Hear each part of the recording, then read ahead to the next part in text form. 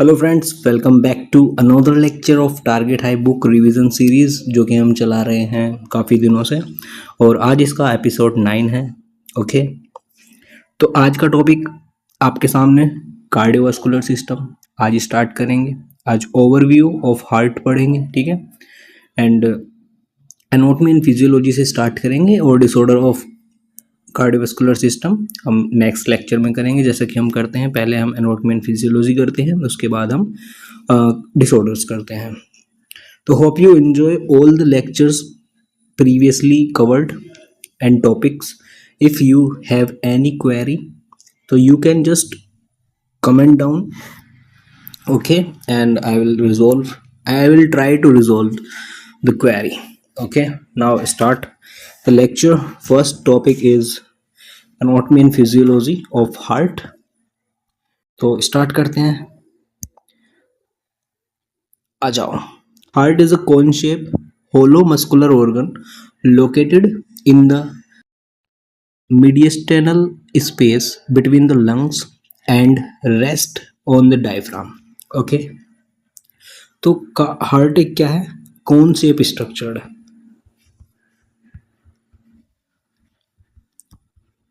Heart is a cone shaped structure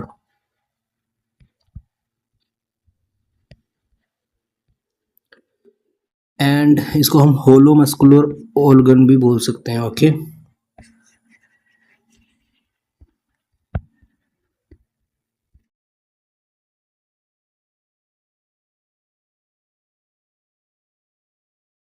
ठीक है।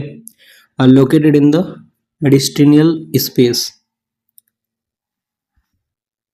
अब लोकेशन की बात भी कर लेता है, तो उसको हम नीचे अलग से लिख देते हैं, लोकेटेड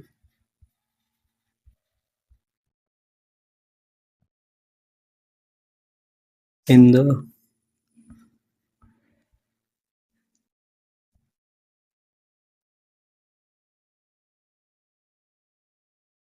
मेडिस्टिनल स्पेस बिटवीन, कहाँ पे? द लंग्स एंड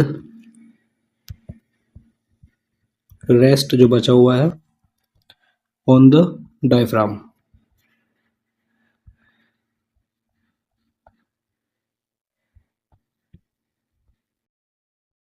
ठीक है, तो यहाँ से आगे चलते हैं, अब इसको कंटिन्यू करते हैं। अब इसका साइज की बात कर लेते हैं, तो साइज इसका कितना होता है आपको बता देता हूँ। सो नोट डाउन कर लो। साइज इज 12 सेंटीमीटर, और साथ के साथ अपने नोट्स बनाते रहना, ठीक है। लॉन्ग एंड 8 सेंटीमीटर विथ, और हमारा 6 सेंटीमीटर थिकनेस, ठीक है। अब हमारा वेट की बात कर लेते हैं, वेट कितना होता है। तो वेट की हम बात करें, अबाउट 300 ग्राम,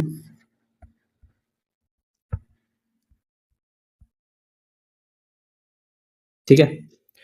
300 ग्राम वेट होता है इसमें। अब सबसे पहले इसकी लेयर्स की बात कर लेते हैं। तो लेयर्स कितनी होती है?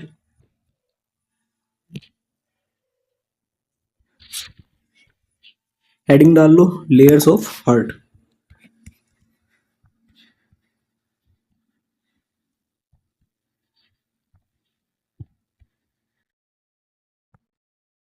ठीक है,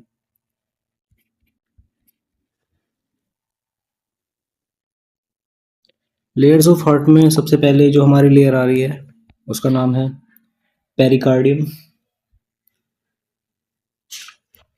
ओके, तो इसको नोट करो, first layer is pericardium.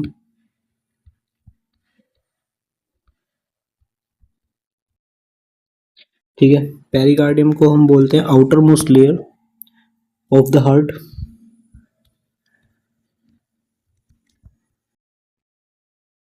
Outer most layer of heart, ठीक है। And covering of heart consist of 3 layers.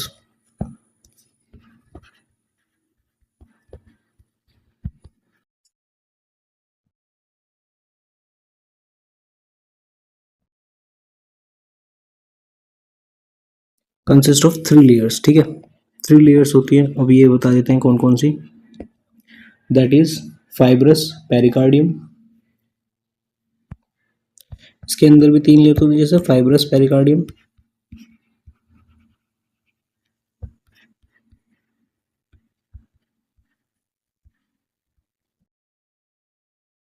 ठीक है.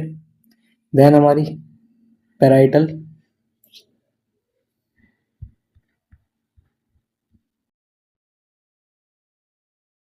Parietal pericardium.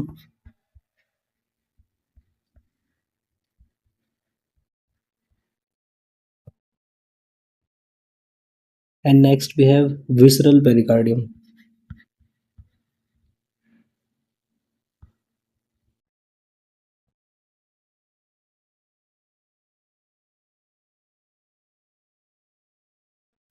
ठीक है, तो ये 3 लेयर हो गई.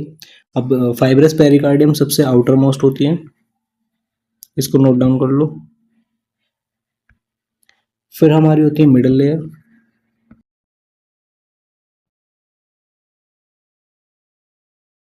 देन अपनी होती है एपिकार्डियम.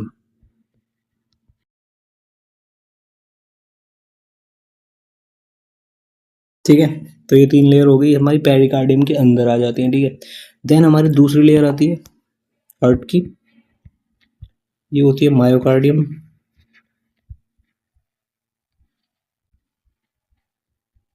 अब इसमें क्या होता है कि ये होती है हमारी middle layer of the heart wall.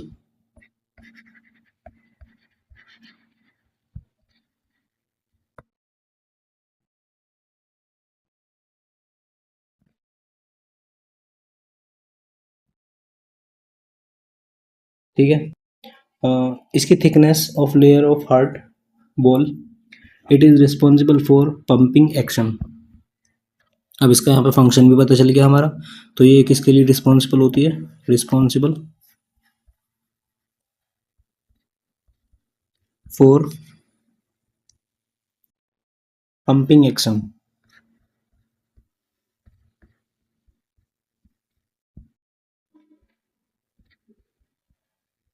ठीक है, नेक्स्ट वी हैव एंडोकार्डियम, जो कि हमारी थर्ड लेयर है. इसके बारे में बात कर देते हैं.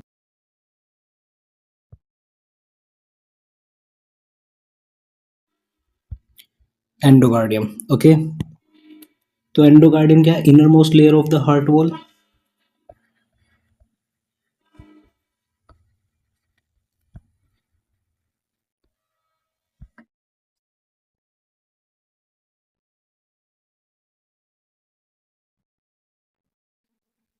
ओके, तो ये इनर मोस्ट लेयर है एंडोकार्डियम हार्ट की.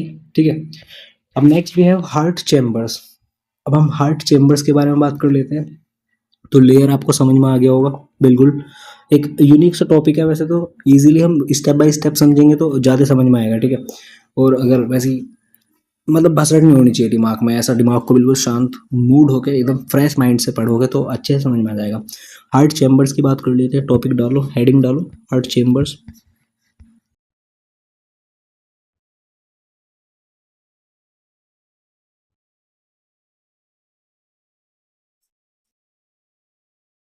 ठीक है भाई, हार्ट चेम्बर्स. और भाई एक इन्फॉर्मेशन और देनी थी, वैसे तो मैं इसकी अलग वीडियो बना सकता हूँ, अगर आपको चाहिए तो कमेंट कर देना. आरआरबी के फॉर्म निकल चुके हैं और नोट सेट वगैरह के निकलने बाकी है, वो तो अगले साल ही 2026 में निकलेंगे. बट आरआरबी के नर्सिंग सुपरिटेंडेंट की वैकेंसी निकली है, 272 पोस्ट आई है, तो आप इसके लिए अप्लाई कर सकते हो भाई. ठीक है, तो हार्ट चेम्बर्स पे आ जाते हैं. It has 4 chambers. तो हार्ट के पास कितने चेम्बर्स होते हैं तो सबको पता होगा. It has 4 chambers.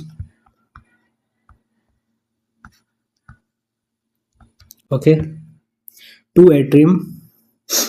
कितने चेम्बर्स होते हैं, 4 होते हैं. और क्या क्या होते हैं, 2 एट्रियम.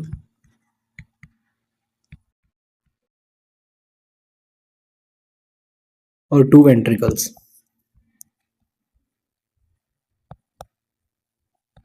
ठीक है, अब इसमें right atrium and left atrium, right and left atrium, okay, and next we have right ventricle and left ventricles.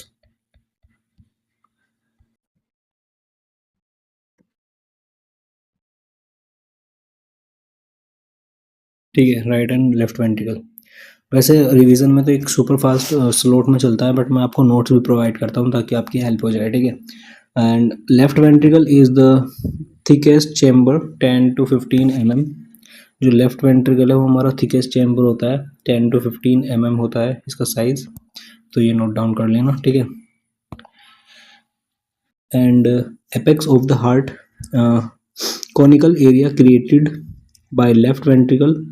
The apex is located near the mid clavicular line in the fifth intercostal space and base of the heart. Upper border of the heart is formed by left atrium lines, lies just below second rib। Okay, तो ये दो चीज और note करनी है आपको कि apex of the heart क्या है।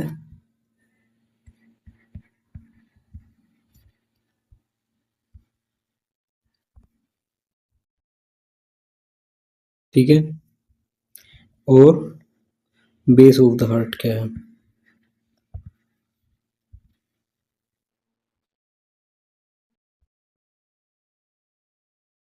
ठीक है गाइस, हाँ, दो चीज़ बता दी है मैंने आपको, और ये कहाँ कहाँ लोकेटेड है मैंने आपको ये रिपीट भी कर दिया है, एक बार और कर देता हूँ। जो एपेक्स ऑफ द हार्ट है, ये the apex is located near the mid clavicular line. ये कहाँ है? Near the mid clavicular line, okay, in the fifth intercostal muscle.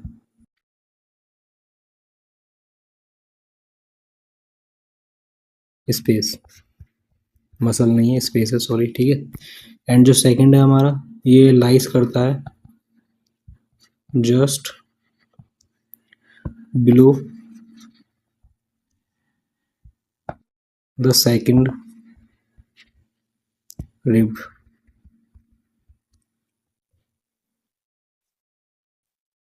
Okay, अब नेक्स्ट भी है हार्ट वॉल्व्स।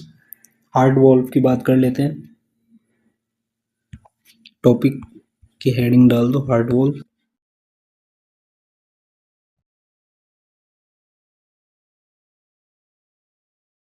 ठीक है, तो टू एट्रियोवेंट्रिकुलर वॉल्व्स होते हैं एंड 2 सेमी ल्यूनार वॉल्व होते हैं, तो इनको लिख लेते हैं। सबसे पहले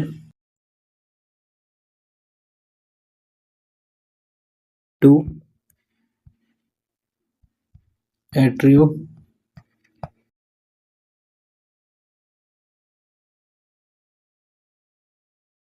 वेंट्रिकुलर एवी वॉल्व्स। ठीक है, इसमें अंदर आते हैं हमारे पास bicuspid valve and tricuspid valve इसके अंदर। ठीक है, बाइकस्पिड वॉल्व जो कि मिट्रल वॉल्व इसका सेकंड नाम है।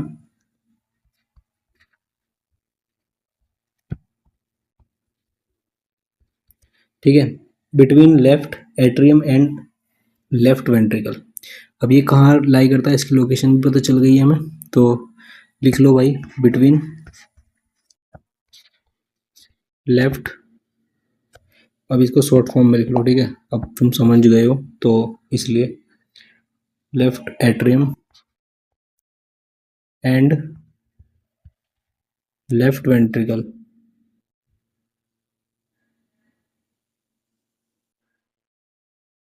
ओके, इसको समझ जाना। ठीक है, अब नेक्स्ट चलते हैं हमारा ट्राइकस्पिड वॉल्व।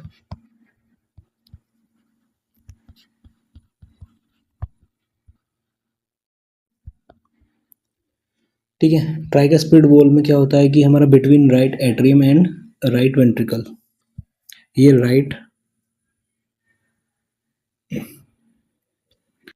अब ये कहाँ होता है, इसको इसको बिटवीन लिख लो पहले, सबसे पहले between right atrium and right ventricle. ठीक है, तो ये भी नोट कर लेना भाई। And next we have two semilunar valves,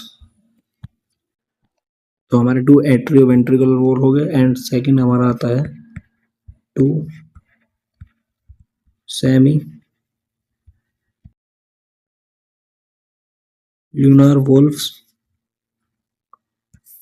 ठीक है, जिसमें पल्मोनरी वॉल्व और ऑर्टिक वॉल्व, ये लिख लो। सबसे पहले आता है हमारे पास पल्मोनरी,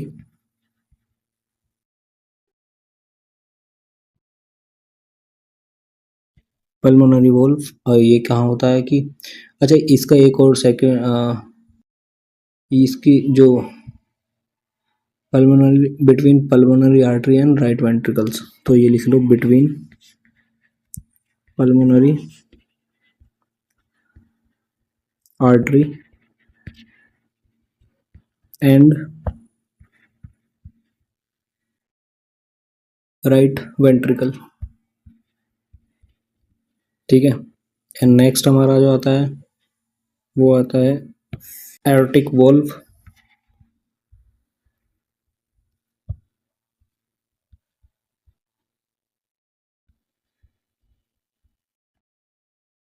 ये कहाँ आता है, बिटवीन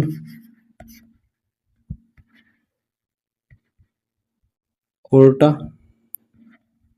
एंड लेफ्ट वेंट्रिकल।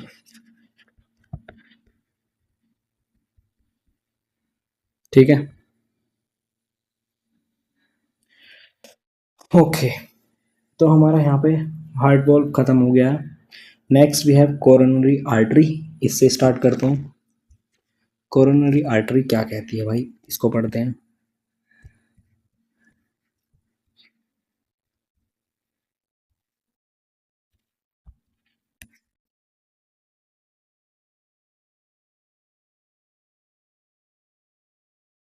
तो कोरोनरी आर्टरी कहते हैं, left and right coronary arteries are their branches supply arterial blood to the heart. ये आर्टेरियल ब्लड पहुंचाती है, ये लेफ्ट और राइट होती है, left and right coronary artery होती है, जो कि काम करती है आर्टेरियल आर्टेरियल ब्लड को पहुंचाने का। किसको पहुंचाने का, heart, to the heart. Okay, and next we have there these arteries arise from aorta just above the aortic leaflet. Okay, coronary arteries receive blood supply during diastole. ये कब receive करती है, जब एक डायस्टोल प्रोसेस होता है। Okay, and जो left coronary artery has 3 branches, इसके पास 3 ब्रांचेस होती है, किसके पास, लेफ्ट कोरोनरी आर्टरी।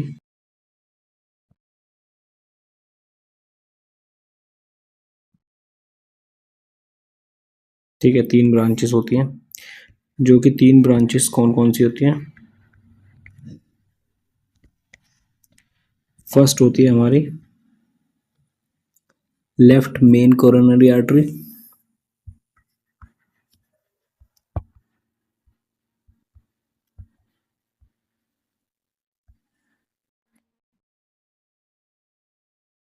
ठीक है।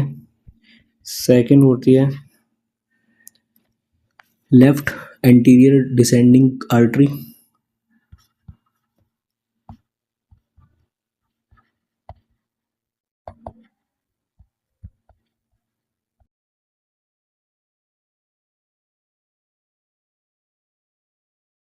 ठीक है, और जो कि supply anterior wall of the heart, ये वॉल ऑफ द हार्ट को सप्लाई करती है।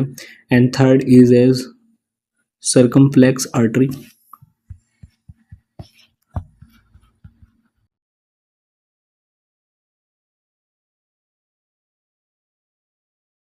और भाई कमेंट में फीडबैक जरूर दो यार, अगर तुम 5 मिनट का लेक्चर देख रहे हो, 10 का देख रहे हो या फिर पूरा देख रहे हो, तो bro feedback is very necessary.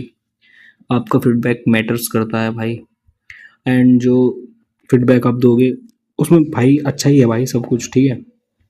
तो आगे चलते हैं। तीन ब्रांचेस पढ़ ली हमने इसकी। अब जो हमारी right side of the heart receive blood supply from right coronary artery. अब जो हमारा राइट साइड का हार्ट है, राइट साइड किससे ब्लड लेगा? From right coronary artery.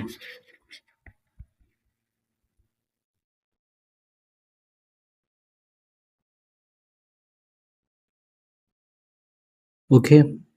And posterior wall of the heart receive blood from posterior descending artery. अब posterior जो wall है,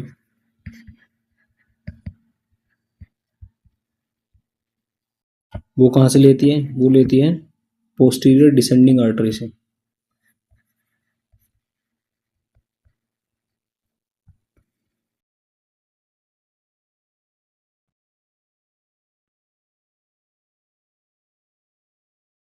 okay. Next we have venous supply from the heart returns blood to the right atrium via coronary sinus located behind the right atrium. Okay. अब हम पढ़ेंगे cardiac conduction system. What is cardiac conduction system? Characteristics of cardiac conduction system include, मतलब इसकी विशेषताएं क्या क्या है, तो ये पढ़ते हैं भाई। ओके, तो हेडिंग डाल लो,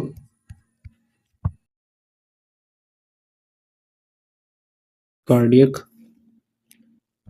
कंडक्शन सिस्टम। ठीक है, इसमें हम पढ़ेंगे कि किस तरीके से ये कंडक्शन सिस्टम वर्क करता है। तो सबसे पहले कैरेक्टरिस्टिक्स आ जाते हैं इसके।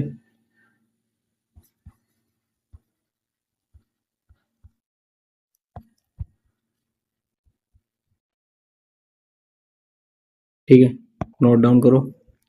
इसके 3 टाइप्स के ये हम कैरेक्टरिस्टिक्स पहले डिनोट करेंगे कि सबसे पहले क्या होता है। Automaticity,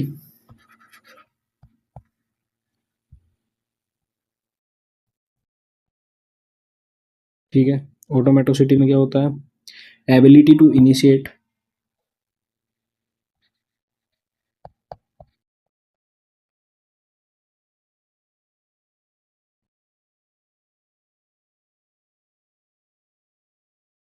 N electric impulse.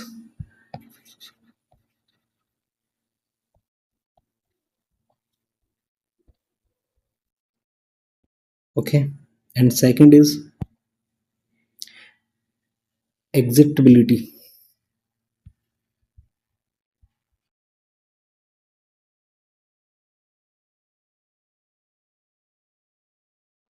एग्जिटबिलिटी क्या होता है? एबिलिटी टू रिस्पॉन्स,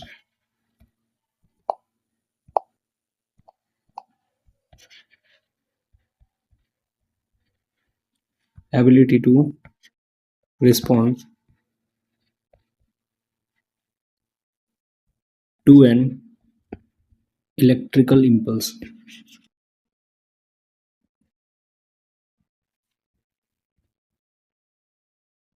ठीक है, एंड नेक्स्ट हमारा conductivity.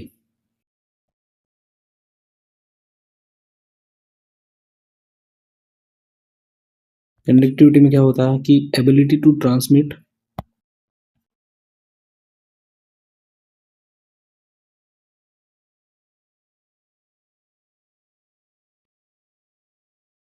Ability to transmit electrical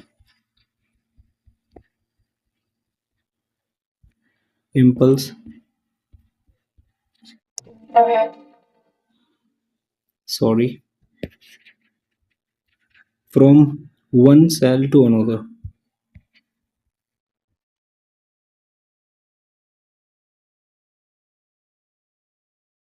okay,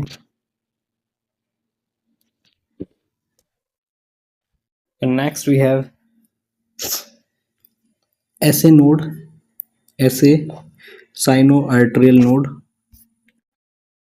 just a minute, इसको साइलेंट कर देता हूँ भाई।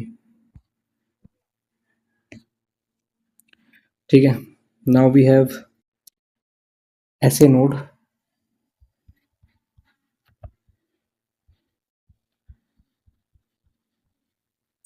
ऐसे नोड क्या होता है? Cyano atrial node. ठीक है, साइनो एट्रियल नोड। तो इसमें क्या होता है? It is the primary peace maker of the heart. ये प्राइमरी पीस मेकर है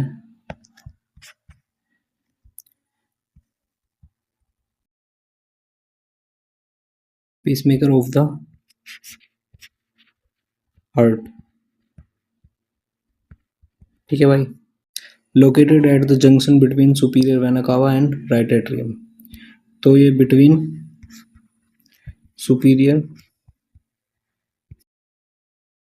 vena cava and right atrium.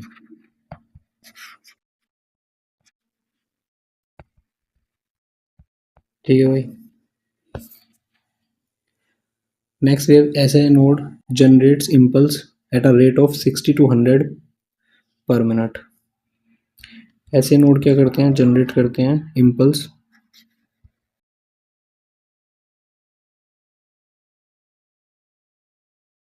कितना? 60 to 100 पर मिनट। इतने इम्पल्स जनरेट करते हैं। Electric impulse are generated at SA node and conducted to AV node via internodal pathway. अब ये ऐसे नोड तो जनरेट करता है, लेकिन ये पहुंचते कहाँ पे हैं? Conducted by AV nodes. ठीक है, किसके through? Via internodal pathway. Okay, internodal pathway जिसको बोलते हैं। एवी नोड्स क्या करते हैं? Arterio ventricular nodes. अब एवी नोड को क्या बोलते हैं?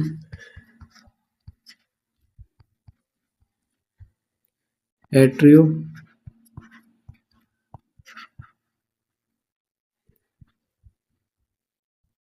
Ventricular node. ठीक है, located in the right atrial wall near tricuspid valve. तो एट्रियल वॉल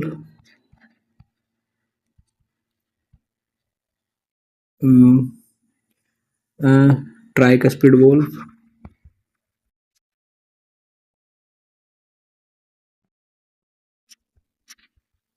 उसके थ्रू लोकेटेड होता है। ठीक है, AV node coordinates to incoming impulse from ऐसे नोड। ये कोऑर्डिनेट्स करते हैं जो इनकमिंग इम्पल्स जो आ रहे हैं ऐसे नोड से उनको। ठीक है, after a slight delay relay the impulse to ventricles. Okay, bundle of His. अब ये क्वेश्चन जरूर आता है, बंडल ऑफ हिज क्या होता है? ठीक है, ठीक है, तो present in the septum between right and left ventricle. तो ये राइट एंड लेफ्ट वेंट्रिकल के सेप्टम में प्रेजेंट होता है, between right and left ventricle. हाँ, सेप्टम में। Okay, it conducts the impulse receive from AV nodes to Purkinje fibre. अब ये क्या करेगा? ये एवी नोड से लेगा इम्पल्स और किसको देगा? परकंजे फाइबर को।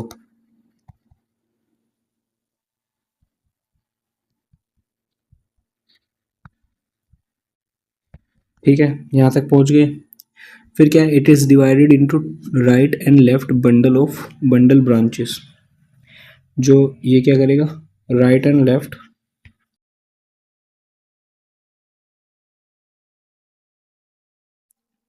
ठीक है, बंडल ब्रांचेस में कन्वर्ट हो जाएगा।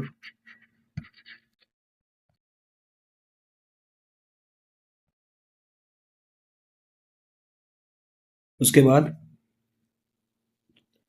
परकंजे फाइबर पढ़ लेते हैं क्या होता है।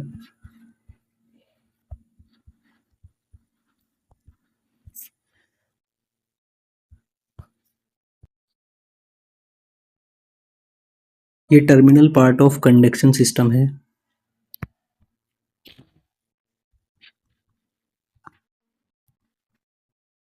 Terminal part of conduction system.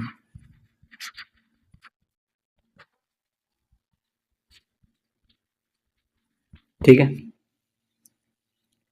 अब ये myocardial cells are stimulated causing cardiac contraction. जो मायोकार्डियल सेल्स हैं और स्टिमुलेटेड कॉजिंग कार्डियक कॉन्ट्रैक्शन।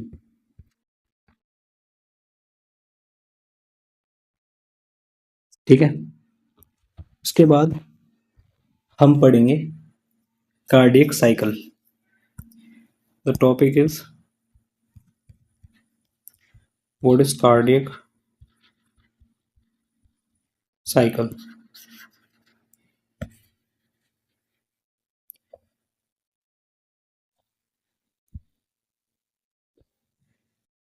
तो normal duration of each cardiac cycle is 0.8 second. 0.8 second में कार्डियक साइकिल कंप्लीट हो जाती है। तो एट्रियल साइकिल क्या होती है 0.8 सेकेंड में, और वेंट्रिकुलर साइकिल 0.8 सेकेंड में। ओके। तो सबसे पहले क्या होता है, एट्रियल डायस्टोल होता है 0.7 सेकेंड एंड एट्रियल सिस्टोल होता है 0.1 सेकेंड। तो एट्रियल डायस्टोल 0.7 सेकेंड। देखो इस लेक्चर के देखने से आपको कुछ ना कुछ तो बेनिफिट होगा, ऐसा तो है नहीं बिल्कुल भी आपकी नॉलेज ख़त्म हो जाएगी भाई। तो देखने से कुछ तो आपको फ़र्क पड़ेगा ही भाई, आपको कुछ तो हेल्प होगी और मेरी भी नॉलेज इन्हांस होगी भाई। ऐसा तो है नहीं कि मैं पढ़ा रहा हूँ तो मेरी कम हो जाएगी। ठीक है। तो बेनिफिट तो मिलेगा आपको, तो please watch till last. Last तक पूरा देखा करो यार। ठीक है। तो 0.1 सेकेंड हो गया। अब फिर हमारा वेंट्रिकुलर साइकिल होती है 0.3। वेंट्रिकुलर सिस्टोल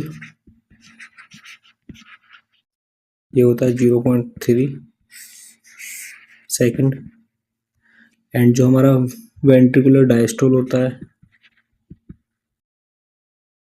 ये होता है 0.5 सेकेंड। ओके।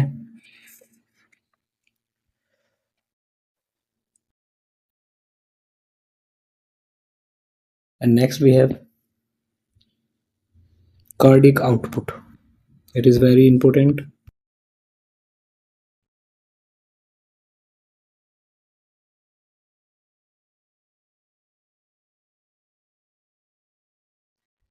Cardiac output क्या होता है?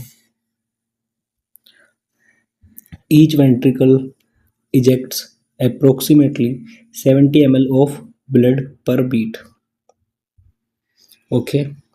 तो कितना ml ब्लड निकलता है? जो वेंट्रिकल है, each ventricle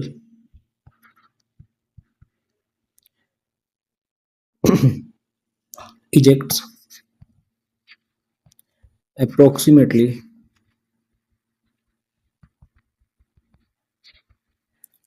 70 ml of blood per beat। ठीक है। अब स्ट्रोक वॉल्यूम क्या होता है ये पढ़ लेते हैं।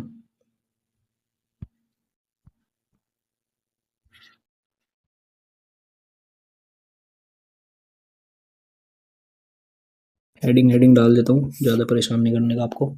Stroke volume, volume of blood pumped from left ventricle per beat, normal stroke volume is 70 ml। 70 ml normal होता है। और ये किसके द्वारा इजेक्ट होता है या फिर प्रोड्यूस होता है या फिर पंप्ड होता है, तो ये लेफ्ट वेंट्रिकल के द्वारा होता है। ठीक है। और जो कार्डियक आउटपुट है, कार्डियक आउटपुट हम कैसे निकालते हैं, stroke volume into heart rate.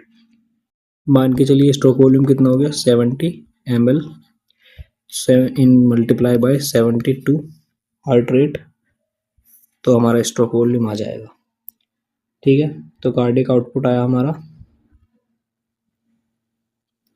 5040 ml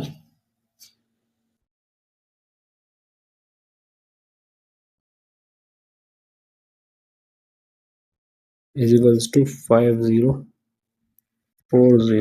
ml। और नॉर्मल रेंज कितनी होगी 4 to 8 litre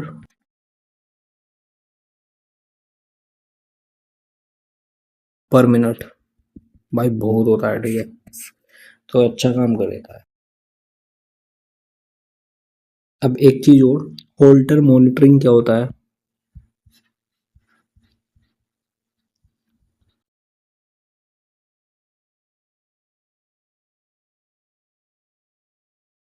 Holter monitoring, what is Holter monitoring. A Holter monitoring is a battery powered portable device, okay, that records patient cardiac activity, ECG।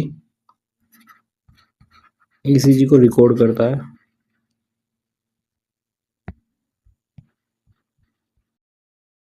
ठीक है। Continuously for 20 to 48 hours, 24 to 48 hours continuously ये record करता है। Longer depending on the type of monitoring use, उसके हिसाब से आपको use के हिसाब से इसको देखना होता है। ठीक है। Next we have heart sounds. अब हार्ट साउंड्स की बात कर लेते हैं।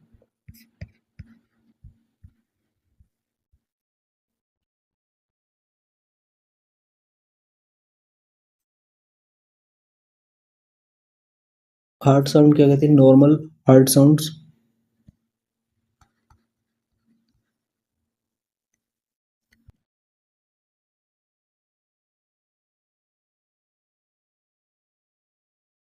नॉर्मल हार्ट साउंड कैसी होती है, S1 S2 first heart sound, LU लब। अब देख लो इसको S1 कहा गया है, जो कि फर्स्ट हार्ट साउंड होती है हमारी।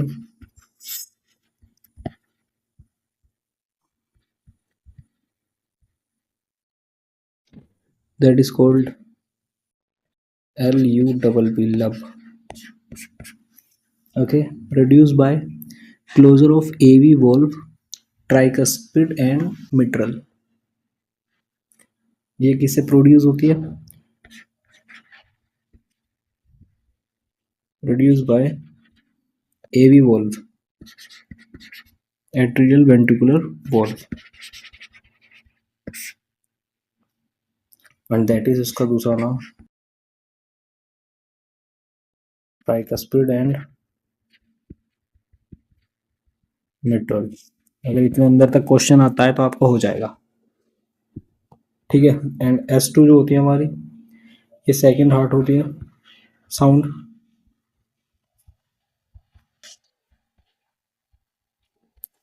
ओके। अब इसमें हमारा साउंड आता है डब, लब डब। तो लब डब की साउंड प्रोड्यूस होती है। और डब की किससे होती है, produce by closure of semilunar valve, produce by semilunar valve. Okay. और इसका हम दूसरा क्या कह सकते हैं, aortic and pulmonic. Now we have normal heart sound तो हो गई हमारी। अब हमारे पास आती है हार्ट साउंड की abnormal heart sound. Abnormal heart sound में क्या होता है, पहले write down. Abnormal heart sound,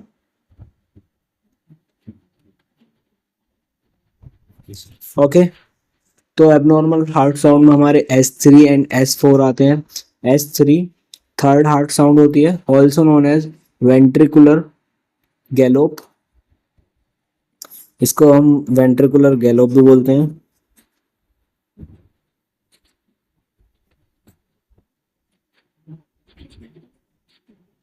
okay.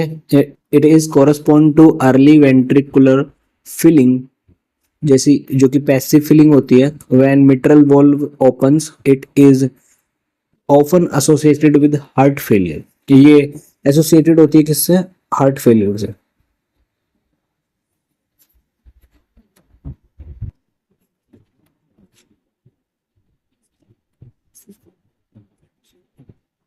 ठीक है, और फिर हमारी ये हमारी S3 थी, ओके।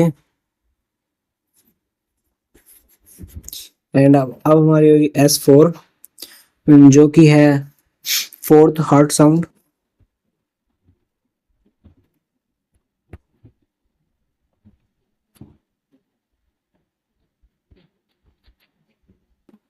ठीक है, फोर्थ हार्ट साउंड है। इसमें क्या होता है कि ऑल्सो नोन एज आर्टेरियल गैलोप, इसका सेकंड नेम आर्टेरियल गैलोप होता है।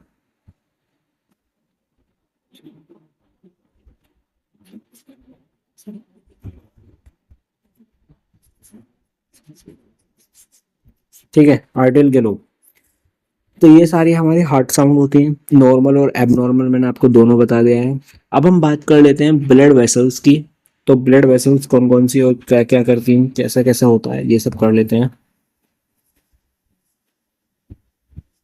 Blood vessels,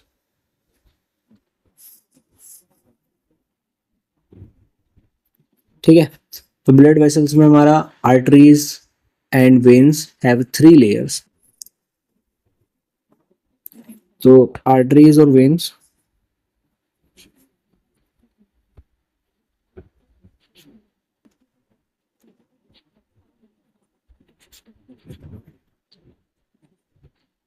arteries and veins have 3 layers.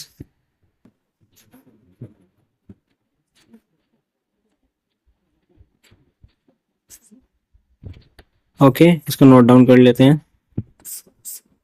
कौन कौन सी लेयर होती है, ट्यूनिका, इंटीमा,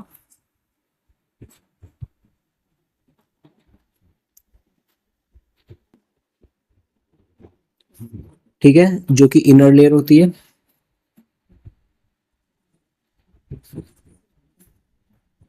ठीक है, फिर आती है हमारे ट्यूनिका मीडिया,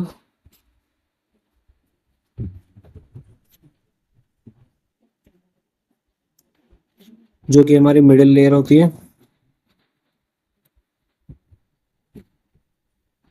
ठीक है, देन उसके बाद हमारी आती है ट्यूनिका एडवेंटिया।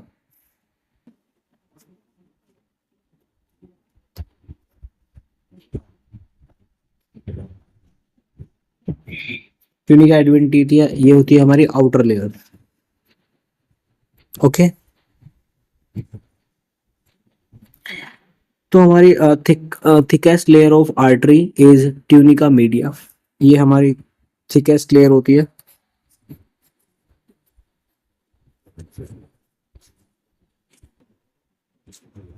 ठीक है, एंड जो thickest layer of vein is tunica adventitia, ये थिकेस्ट लेयर है किसके पॉइंट ऑफ व्यू से, वेन के पॉइंट ऑफ व्यू से।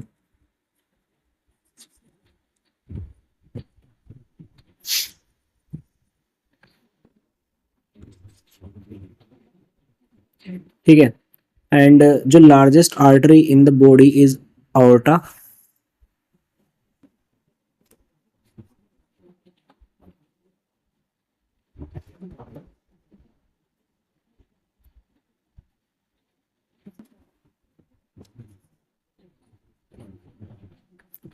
ये हमारी लार्जेस्ट आर्टरी है। And largest vein in the body is inferior vena cava. और जो वेन की बात कर लेते तो Largest vein in the body is inferior vena cava. Okay, अब हम एक डिस्कशन कर लेते हैं, डिफरेंस बिटवीन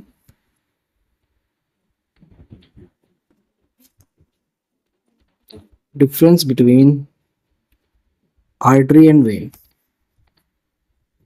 आपके माइंड में क्वेश्चन आया होगा कि यार डिफरेंस क्या है, ठीक है।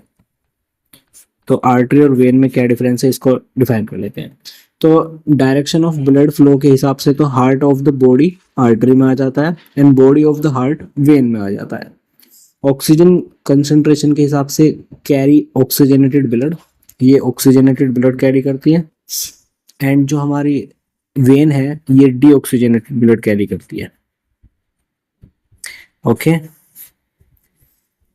एंड जो एनाटॉमी के हिसाब से देखा जाए तो आर्टरी थिकर वॉल है, narrow lumen, thicker wall, narrow lumen, and इसमें हमारी वेन में थिनर वॉल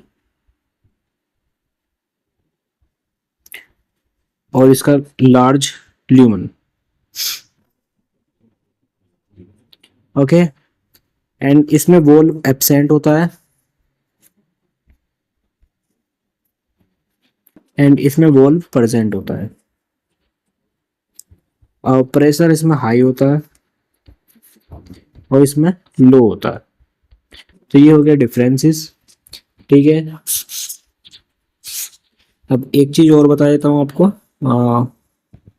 इसको रफ कर देते हैं, इसको आप नोट डाउन कर लेना, ठीक है, पॉज करके हल्का सा बैक करके, तो ये आपको आ जाएगा, पता चल जाएगा, ठीक है। नेक्स्ट भी है हेडिंग, हेडिंग तो नहीं, बस एक छोटे से पॉइंट्स हैं, ये राइट डाउन कर लो जो कि इम्पोर्टेंट भी है।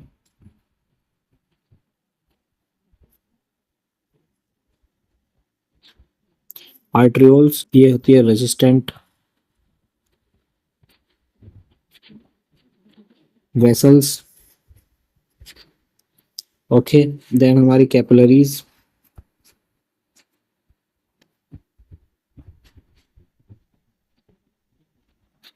जो कि होती है एक्सचेंज वेसल्स,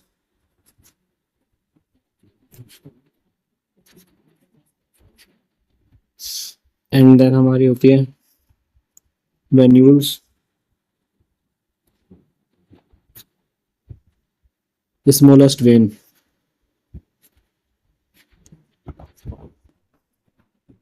ओके, तो इसको राइट डाउन कर लेना भाई बिल्कुल ध्यान से। अब हम पढ़ेंगे branches of aorta.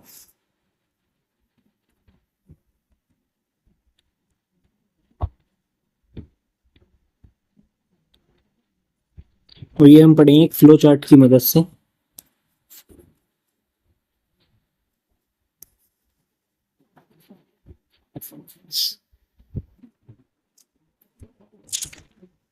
So right common carotid artery,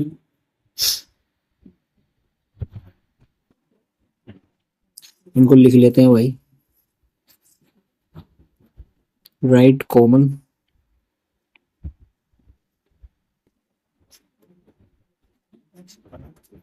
carotid artery and right subclavian artery,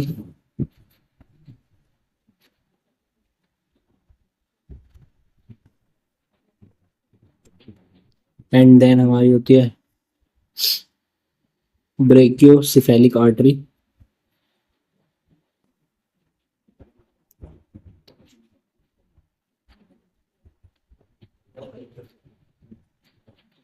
then उसके बाद असेंडिंग अरोटा,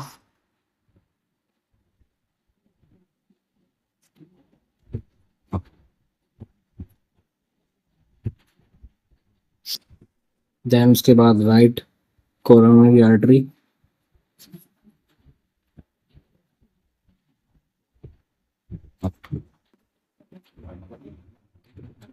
ठीक है। एंड लेफ्ट साइड में आ जाते हैं, तो लेफ्ट साइड में हमारी आती है left common carotid artery, left common carotid artery, इसमें लेफ्ट सबक्लेवियन आर्टरी,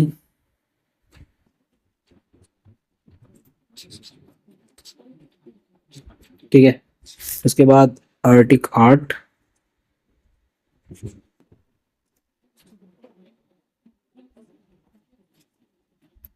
फिर आती है डिसेंडिंग आर्टा,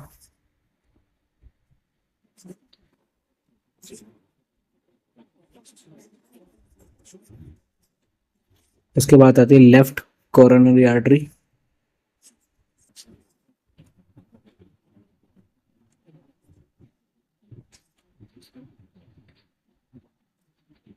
ठीक है। उसके बाद आती है थोरेसिक ऑर्टा,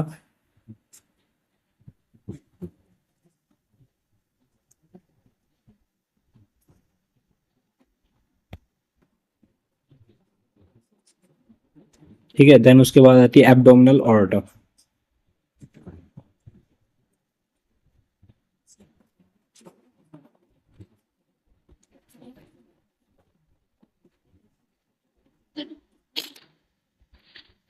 ठीक है।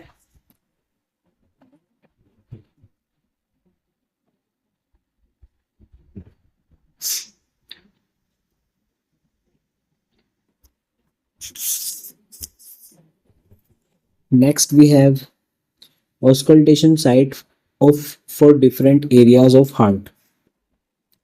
ऑस्कल्टेशन साइट्स हम कहाँ कहाँ ऑस्कल्टेट कर सकते हैं, तो aortic valve area, pulmonic valve area, ERB's point, tricuspid valve area, mitral valve area या फिर एपिकल एरिया एंड गिब्सन्स एरिया, ठीक है।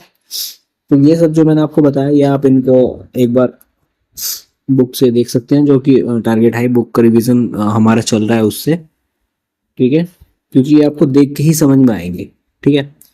क्योंकि यहाँ पे मैं ऐसा कोई विजुअलाइज डायग्राम वगैरह नहीं शो कर सकता अभी फिलहाल। देन अब हम क्या करते हैं, common sites for assessment of pulse, ये मैं आपको बता सकता हूँ राइट डाउन करके, ठीक है।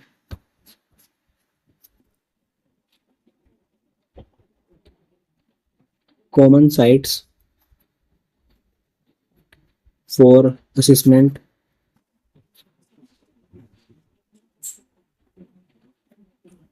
ऑफ पल्स, ठीक है। सबसे पहला आता है हमारा पल्स साइट, जो कि है कैरोटिड,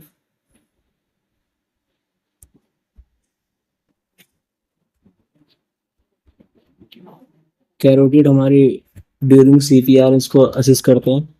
फिर आती है हमारी apical, apical assist with stethoscope and brachial,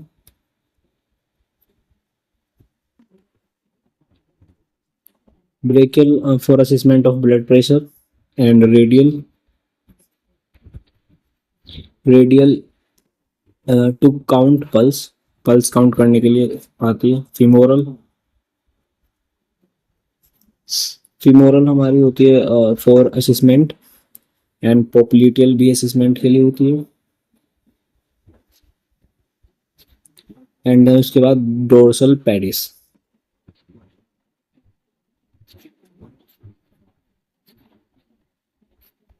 ठीक है।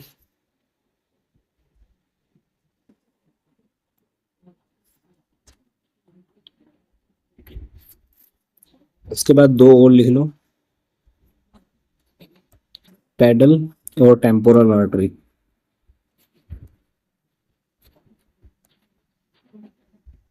ये असेसमेंट के लिए नहीं होती, ये मैंने एक्स्ट्रा लिखवा दिया आपको, ठीक है। उसके बाद हमारी पल्स डिफरेंस क्या होता है ये पता कर लेते हैं। The difference between apical and radial pulse is known as pulse difference. Normally pulse difference is zero. Pulse difference usually occurs in conditions like atrial fibrillation, atrial flutter, premature ventricular contraction and varying degree of heart block. Okay, ये हमारा pulse difference होता है, ठीक है। अब next हम जो बात करने वाले हैं वो है डायग्नोस्टिक टेस्ट। हम क्या क्या कराते हैं, तो ये राइट डाउन कर लेते हैं, साइड में कर लेते हैं। ओके, सो डायग्नोस्टिक टेस्ट कौन से होते हैं वो देख लेते हैं।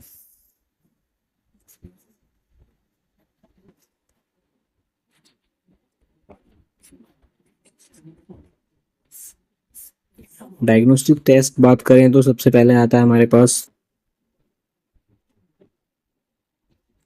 Cardiac enzyme.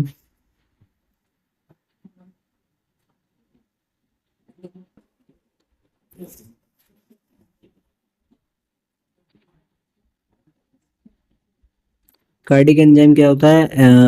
Elevated value indicates myocardial damage. Usually elevation occurs within hours and peak at 18 hours.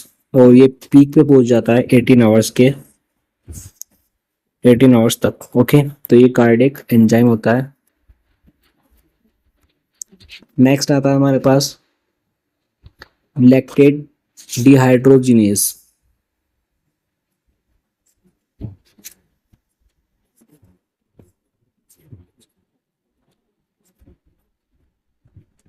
Okay, LDH इसको बोलते हैं हम। तो इसमें क्या होता है, क्या usually elevation occur in 24 hour following MI and peaks at 48 to 72 hours. Okay, normally LDH1 is higher than LDH2. Okay, the normal ratio of LDH1 and LDH2 is 2:1. It is reversed in, it indicates severe myocardial necrosis. Then हमारा third आता है troponin.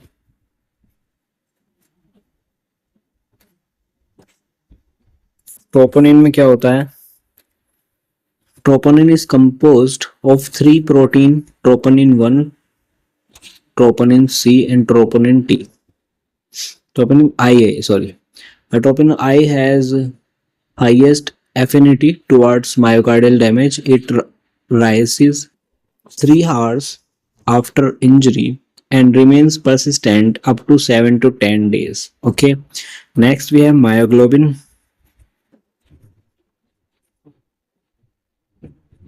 अब myoglobin में क्या होता है कि the level rises from 2 hours after myocardial infection and declines after 7 hours.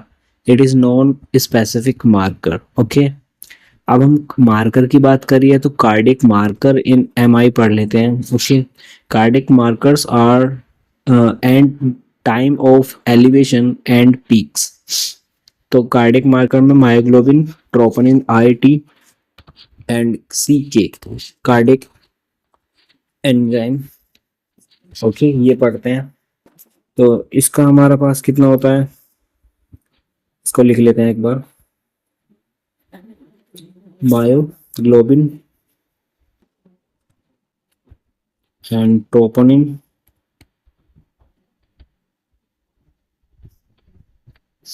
और CK-MB। तो इसमें 1 to 4 hours, इसमें 4 to 6 hours एंड इसमें 4 to 8 hours। पीक इनका चला जाता है 8 to 10 hours, 12 hours एंड इसका हमारा 12 to 24 hours। नॉर्मलाइज कब होता है? 24 hours में। इसका 3 to 10 days, इसका 2 to 3 days। Okay, next we have haemodynamic monitoring, जो कि हमारा पीसमेकर है। तो पीसमेकर की CVP सेंट्रल वीनस प्रेशर या फिर right atrial pressure 2 to 6 mmHg होता है and right ventricular pressure systolic and diastolic. Systolic का 15 to 30 mmHg एंड डायस्टोलिक का 2 to 8 mmHg होता है। Jugular venous pressure 6 to 8 centimetre H2O and portal venous pressure 8 to 12 mmHg. Pulmonary artery wedge pressure 6 to 12 mmHg, and PAP pulmonary artery pressure systolic का 15 to 30 mmHg and diastolic का 8 to 15 mmHg. Map mean arterial pressure 70 to 105 mmHg. Okay, and जो parameters हैं हमारे, इन पे बात कर लेते हैं.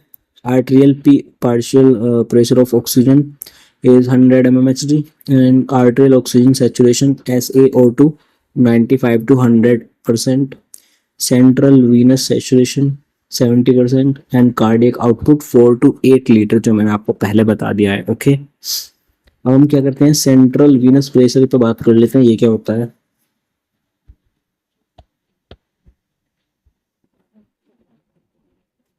Central Venus pressure.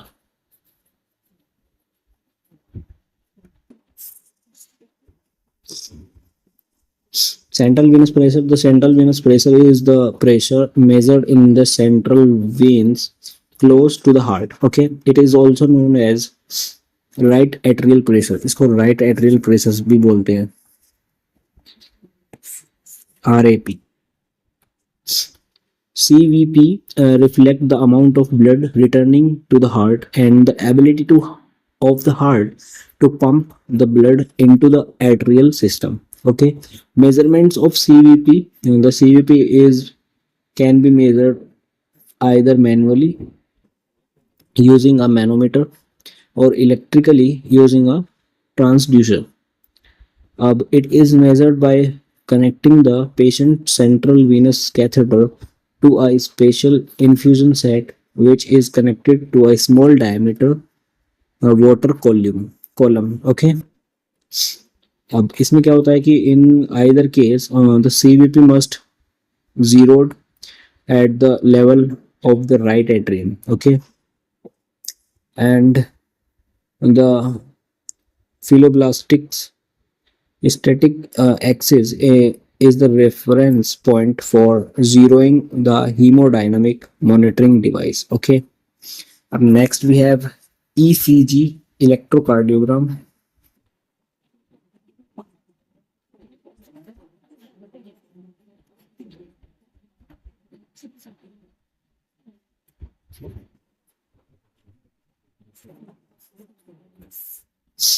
ECG क्या होता है? इलेक्ट्रोकार्डियोग्राम. ये ECG, electrocardiography, EKG is the process of recording the electrical activity of the heart over a period of time using electrodes placed on a patient's body.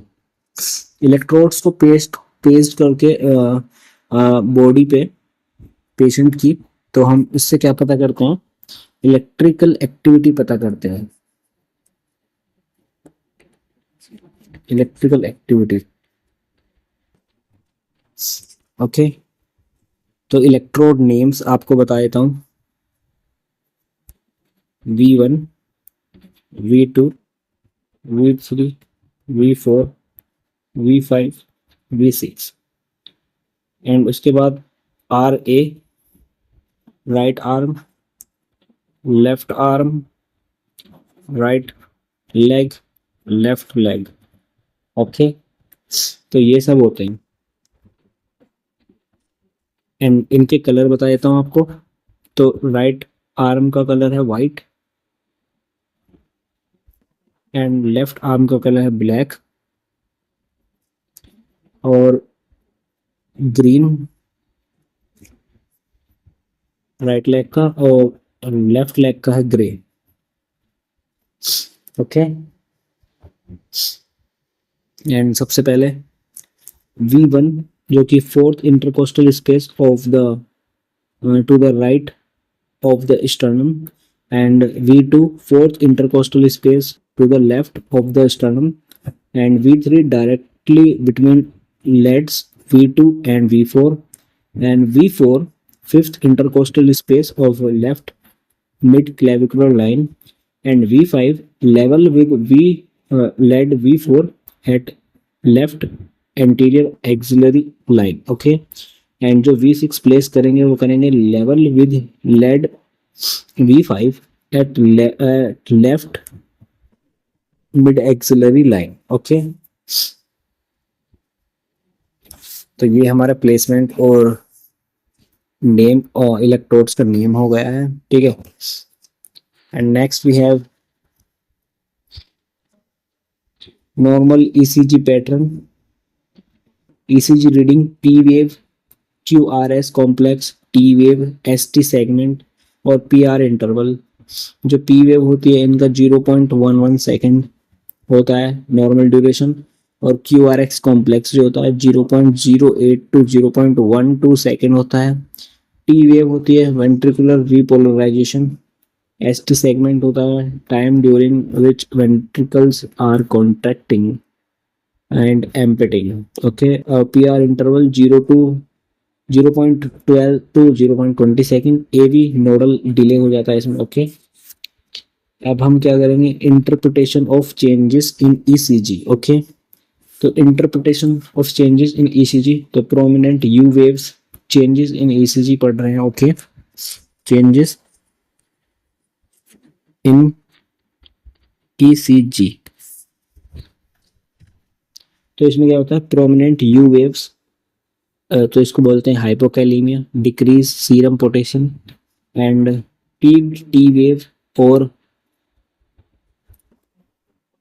हाइपरकैलीमिया, increase serum potassium. Okay, और वाइडिंग of QRS, हाइपरकैलीमिया और tricyclic anti depressant poisoning.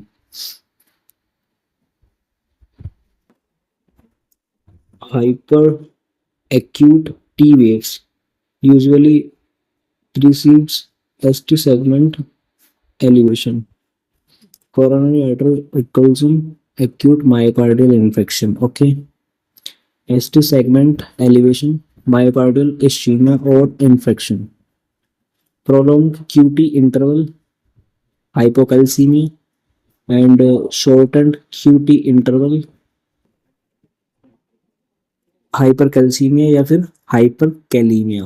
Okay, flattened और inverted T waves, hypokalaemia, coronary ischaemia. तो ये सब related conditions है हमारी changes in ECG, अगर ECG में कोई भी चेंजेस आता है तो।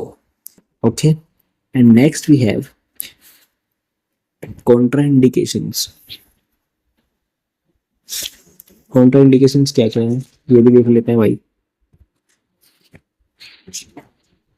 तो कोएगुएलोपैथी, decompensated congestive heart failure, renal failure, uncontrolled hypertension, CVA, pregnancy, active infection, and allergy to construct medium. Okay, before procedure blood test करेंगे, must be done, PTT, INR, BUN, creatinine, insulin या sugar level check करेंगे। During procedure जो हम 500 ml bags of saline is infused with 2 cc 2000 unit of heparin each of flashing tubing. Lidocaine is used for local anesthesia. Puncture is generally done via femoral artery. Okay, radial and brachial artery are alternative sites. Okay, as is earliest easiest form right side of the patient. Movement of catheter is monitored under fluoroscopy. Okay, and post procedure के बाद हम manual pressure must be applied to the site of puncture for 15 minutes. Patient must lie flat and supine for minimum of 2 hours.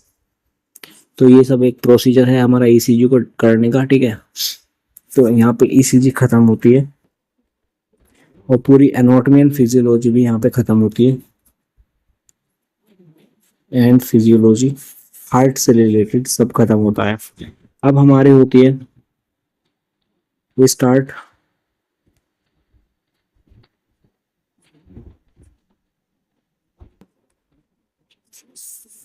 Heart overview पूरा खत्म हो जाता है यहाँ पे, ठीक है।